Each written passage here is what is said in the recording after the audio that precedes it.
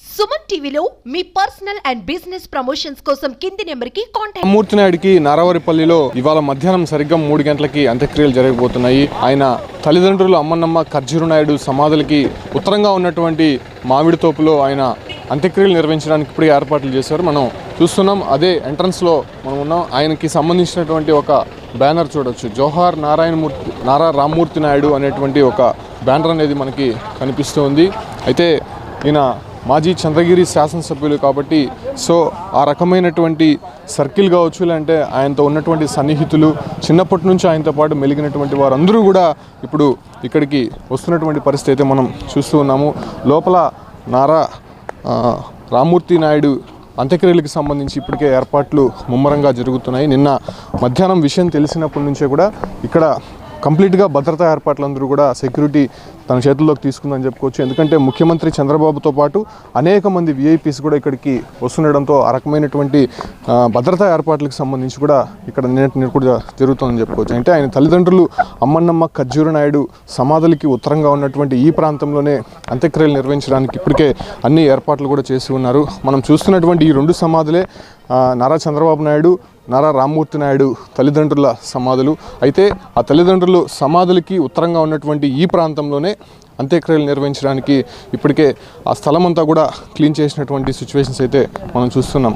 ఇదే ప్రాంతంలోనే అంత్యక్రియలు నిర్వహించబోతున్నారు. సరిగ్గా ఇవాళ 3 గంటల ప్రాంతంలో అంత్యక్రియలు నిర్వహించడానికి ఏర్పాట్లన్నీ కూడా చేసి ఉన్నారు. అంటే నిన్న ఇది మొత్తం కూడా చెట్లతో నిండిపోయినటువంటి పరిస్థితి మనం చూసాం. అయితే ఇవాళ చూసాం మొత్తం కంప్లీట్గా క్లీన్ చేసినటువంటి దృశ్యాలు అయితే మనం చూస్తూ ఉన్నాం. అయితే నారా కుటుంబానికి సంబంధించి అటు నారావారిపల్లిలోనే కాకుండా ఉమ్మడి చిత్తూరు జిల్లా వ్యాప్తంగా కొంత ఆయనకి సన్నిహితులు కావచ్చు, స్నేహితులు, అభిమానులు మొత్తం క్యాడర్ అంతా కూడా ఇక్కడికి వస్తోంది. కాబట్టి సో ఎటువంటి ఇబ్బంది కలగకుండా ఇక్కడైతే ఏర్పాట్లు చేస్తారు. ఇప్పుడు నేను ఏ ప్రాంతంలో అయితే ఉన్నానో ఇదే ప్రాంతంలోనే ఆయనకి అంత్యక్రియలు నిర్వహించడానికి ఏర్పాట్లు అయితే చేసి ఉన్నారు.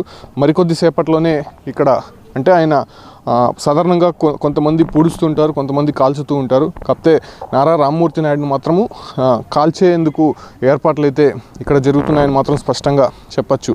అయితే ఆ సమాధులు చూడొచ్చు. మనకి తల్లిదండ్రుల సమాధులకి ఉత్తరంగా ఉన్నటువంటి ఈ ప్రాంతంలోనే అంత్యక్రియలు నిర్వహించడానికి, ఒకవేళ అంత్యక్రియలు చేసిన తర్వాత ఇక్కడ ఆయన సమాధిని ఒకటి ఏర్పాటు చేయాలని చెప్పి నిర్ణయం తీసుకున్నారు. సో ఆ రకమైనటువంటి ఏర్పాట్లన్నీ కూడా ఇక్కడ జరుగుతున్నాయి. అయితే సీఎం చంద్రబాబుతో పాటు మంత్రులు వస్తున్నారు. అదే రకంగానే మహారాష్ట్ర గవర్నర్ రాధాకృష్ణన్ వస్తున్నారు. మిగతా విఐపీస్ అందరూ కూడా వస్తున్నారు. కాబట్టి ఎటువంటి ఇబ్బంది కలగకుండా ఏర్పాట్లు అయితే చేస్తున్నారు. ప్రస్తుతం రామ్మూర్తి నాయుడు భౌతిక కాయం ఇక్కడ నుంచి దాదాపు ఒక 100 మీటర్ల దూరంలో ఉన్నటువంటి ఆయన నివాసం వద్ద ఉంచారు. ప్రత్యేకమైనటువంటి ఏర్పాట్లు ఇక్కడ చేసి ఉన్నారు. ఇప్పటికే ప్రజల సందర్శనార్థం ఉంచినటువంటి నేపథ్యంలోనే పెద్ద సంఖ్యలో ఇప్పటికే ఇక్కడికి చేరుకుంటున్నటువంటి దృశ్యాలు అయితే మనం చూస్తున్నాం. ఇక్కడ చూడొచ్చు, ఈ చుట్టూ ఉన్నటువంటి పొలాలన్నీ కూడా ఈ నారా కుటుంబానికి సంబంధించిందే. అంటే చిన్నప్పుడు అమ్మన్నమ్మ ఖర్జూరు నాయుడు వాళ్ళందరూ కూడా వ్యవసాయ కుటుంబానికి సంబంధించిన వాళ్ళు.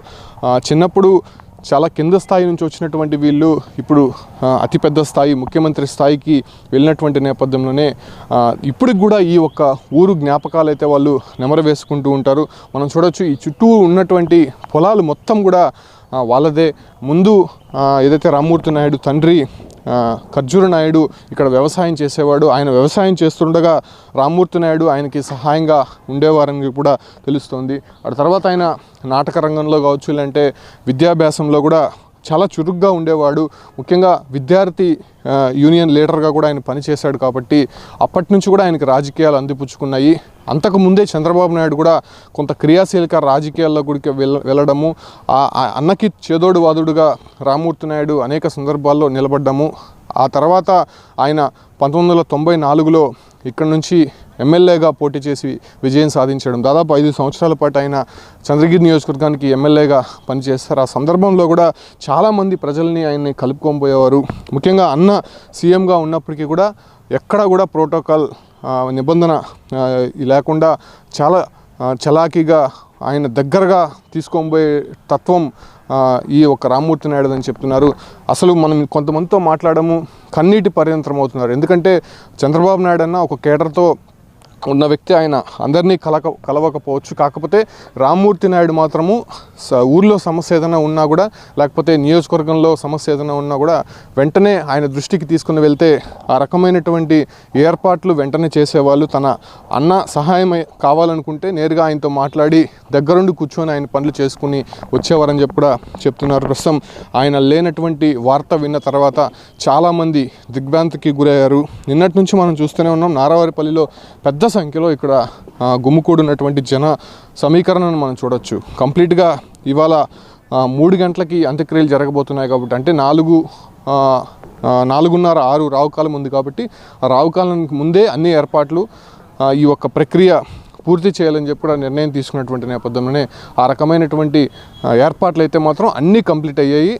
ఇక చంద్రబాబు వచ్చిన తర్వాత లోపల కొన్ని కార్యక్రమాలు ముగించుకొని నేరుగా 100 మీటర్ల దూరంలో ఉన్నటువంటి ఆయన నివాసం వద్ద నుంచి ఇక్కడికి ఆయన పార్థివ దేహం తీసుకొని వస్తారు. ఇక్కడ కొన్ని కార్యక్రమాలు నిర్వహించిన తర్వాత ఆయన పార్థివ దేహాన్ని ఏదైతే ప్రత్యేకమైనటువంటి కట్లు కూడా తెప్పిస్తున్నారు, ఆ ఒక కట్లు పైన ఆయన్ని కాల్చేటువంటి ప్రయత్నం అయితే చేయబోతున్నారు. సో ఈ రకమైనటువంటి పరిస్థితులు ప్రస్తుతం నారావారిపల్లిలో జరగబోతోంది.